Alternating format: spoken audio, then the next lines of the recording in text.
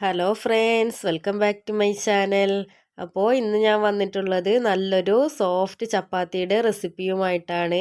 സാധാരണ നമ്മൾ ചപ്പാത്തി ഉണ്ടാക്കുമ്പോൾ മാവൊക്കെ കയ്യിലാകെ ഒട്ടിപ്പിടിച്ച് കുറച്ച് പണി തന്നെയാണ് ചപ്പാത്തി ഉണ്ടാക്കാൻ. എന്നാൽ ഇത് അതിൽ നിന്നൊക്കെ വ്യത്യസ്തമായിട്ടാണ് നമ്മൾ ചപ്പാത്തി ഉണ്ടാക്കാൻ പോകുന്നത്.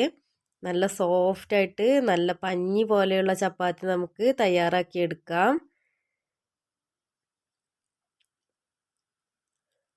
അപ്പോൾ ഇതെങ്ങനെയാണ് തയ്യാറാക്കുന്നതെന്ന് നോക്കാം. അതിനായിട്ട് ഒരു കടായിലേക്ക് 1/4 കപ്പ് വെള്ളം ഒഴിച്ച് കൊടുത്തിട്ടുണ്ട്. വെള്ളം ഒന്ന് നന്നായി തിളച്ച് വരുമ്പോഴത്തേക്കും നമുക്കിതിലേക്ക് ആവശ്യമായിട്ടുള്ള ഉപ്പ് ചേർത്ത് കൊടുക്കാം. ഇതിപ്പോൾ നന്നായി തിളച്ച് വന്നിട്ടുണ്ട്. ഇതിലേക്ക് 1 ടേബിൾ സ്പൂൺ നെയ്യോ ഓയിലോ ചേർത്ത് കൊടുക്കാം. ഇനി നമുക്ക് നമ്മൾ എടുത്തു വെച്ചിരിക്കുന്ന ഗോതമ്പ് മാവ് ചേർത്ത് കൊടുക്കുക. 1/2 കപ്പാണ് എടുത്തിട്ടുള്ളത്. ലോ ഫ്ലെയിമിലിട്ട ശേഷം നമുക്കിതിലേക്ക് ഇട്ട് കൊടുക്കാം. നമ്മുടെ ഗോതമ്പ് മാവിനനുസരിച്ച് വെള്ളത്തിൻ്റെ അളവിൽ ചെറിയ വ്യത്യാസമൊക്കെ വരും. ഇനി നമുക്കിത് നന്നായിട്ട് മിക്സ് ചെയ്ത് ഇതുപോലെ ആക്കിയെടുക്കാം. ഇത് ചെറുതായിട്ടൊന്ന് തണുത്ത് വരുന്നത് വരെ വെയിറ്റ് ചെയ്ത ശേഷം നമുക്കിത് നന്നായിട്ടൊന്ന് കുഴച്ചെടുക്കാം. ഞാൻ നേരത്തെ പറഞ്ഞതുപോലെ തന്നെ കയ്യിലൊരു തുള്ളി പോലും മാവ് ഒട്ടിപ്പിടിക്കുന്നില്ല. ഇത് ഒരുപാട് നേരം കുഴച്ചെടുക്കേണ്ട ആവശ്യമൊന്നുമില്ല. ഒരു 3-4 മിനിറ്റ് ഒന്ന് കുഴച്ചെടുത്താൽ മതി. അപ്പോഴേക്കും നല്ല സോഫ്റ്റായി കിട്ടും. ഞാനിപ്പോൾ കുഴച്ചെടുത്തിട്ടുണ്ട്. മാവൊക്കെ നല്ല സോഫ്റ്റായിട്ട് തന്നെ വന്നിട്ടുണ്ട്. ഇനി നമുക്ക് നീളത്തിൽ ഷേപ്പ് ചെയ്തെടുത്ത ശേഷം നമുക്കിതിൽ നിന്ന് ഓരോരോ ഉരുളകളാക്കിയെടുക്കാം. ഈ ഒരു വലുപ്പത്തിലാണ് ഞാനിപ്പോൾ ഉരുളകളാക്കി എടുക്കുന്നത്.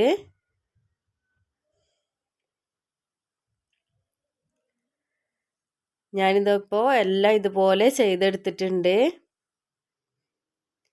ഇനി നമുക്കിതൊന്ന് പരത്തിയെടുക്കാം. അതിനായിട്ട് ഞാൻ മൈദമാവാണ് ഉപയോഗിക്കുന്നത്. എപ്പോഴും മൈദമാവിൽ പരത്തിയെടുക്കുമ്പോഴാണ് കൂടുതൽ നന്നാവുന്നത്.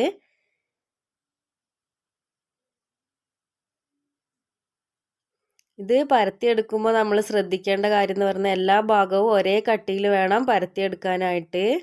എന്നാൽ മാത്രമേ ചപ്പാത്തി ഒരുപോലെ നന്നായിട്ട് പൊങ്ങി വരുള്ളൂ.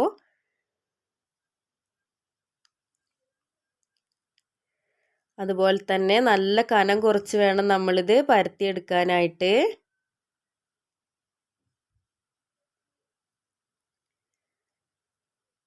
ഞാനിതാ ഇപ്പോൾ നല്ല തിന്നായിട്ട് പരത്തിയെടുത്തിട്ടുണ്ട്. ഇനി നമുക്കിത് ഓരോന്നോരോന്നായിട്ട് ഉണ്ടാക്കി തുടങ്ങാം. അതിനായിട്ട് പാൻ ചൂടാൻ വെച്ചിട്ടുണ്ട്. നല്ല ഹൈ ഫ്ലെയിമിൽ വെച്ചിട്ട് വേണം നമ്മൾ ഇത് ഉണ്ടാക്കിയെടുക്കാനായിട്ട്. പാൻ നന്നായി ചൂടായതിന് ശേഷം മാത്രമേ നമ്മൾ ഇതിലേക്ക് ഇട്ട് കൊടുക്കാൻ പാടുള്ളൂ.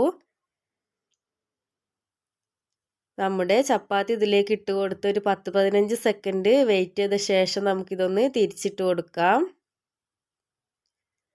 തിരിച്ചിട്ട ശേഷം ഒരു 10 സെക്കൻഡ് വെയിറ്റ് ചെയ്യാം.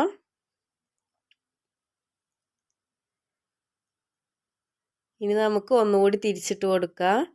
ഇനി നമ്മൾ ചപ്പാത്തിയുടെ മേൽ തൊടരുത്.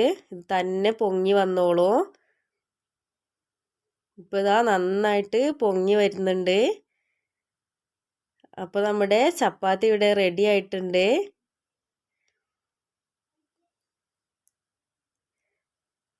അപ്പോൾ ഇതുപോലെ എല്ലാവരും ഒന്ന് ട്രൈ ചെയ്ത് നോക്കുക. നല്ല സോഫ്റ്റ് ആയിട്ടുള്ള ചപ്പാത്തിയാണ്. ഇത് എത്ര നേരം നമ്മൾ വെച്ചാലും ബലം വെക്കാനൊന്നും പോകുന്നില്ല. അപ്പോൾ നമ്മുടെ വീഡിയോ ഇഷ്ടപ്പെടുകയാണെങ്കിൽ ലൈക്ക് ചെയ്യാനും ഷെയർ ചെയ്യാനും സബ്സ്ക്രൈബ് ചെയ്യാനൊന്നും മറക്കരുത്. അപ്പോൾ നമുക്ക് മറ്റൊരു അടിപൊളി റെസിപ്പിയുമായി വീണ്ടും കാണാം. താങ്ക്